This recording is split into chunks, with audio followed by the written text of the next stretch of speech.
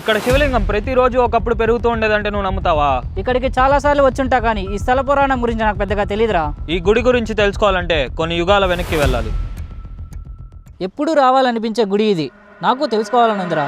ఈ లింగం కపిల మహర్షి పూజించిన లింగం. కపిల మహర్షి ఎవరు? కధర్మ మహర్షి ఇంకా దేవహూతి దేవి 10వ సంతానం. అలాగే 7 మానస బ్రహ్మపుత్రుల్లో ఒకరని మహాభారతం చెప్తుంది. అందుకే కపిల్ తీర్థం అని పేరు వచ్చిందా? అవును, కపిల మహర్షి పాతాళంలో తపస్సు చేసుకునేవారు. అప్పుడు ఈ లింగం రోజు రోజుకి పెరుగుతూ ఉండేది. అలా ఒకరోజు భూమిని చీల్చుకొని మరీ పైకి వచ్చింది.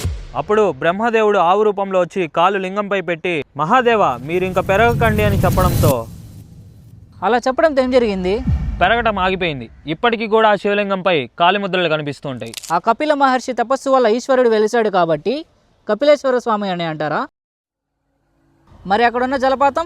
ఈ జలపాతం శివుడు తల మీద ఉన్న జటాజుటం నుంచి వచ్చిందని, అలాగే ఇక్కడ స్నానం చేస్తే పాపాలు కూడా పోతుంటాయని చాలా మంది నమ్ముతారు. అయితే చాలానే చరిత్ర ఉంది. ఇంతేకాదు, ఇక్కడ శివలింగానికి అభిషేకించిన అన్నం తింటే మన జీవితంలో అన్నానికి నీళ్ళకి కొద ఉండదని నమ్ముతారు. అరే, ఈ విషయం నాకు ఇంతవరకు తెలీదురా. మరి మీకు తెలుసా?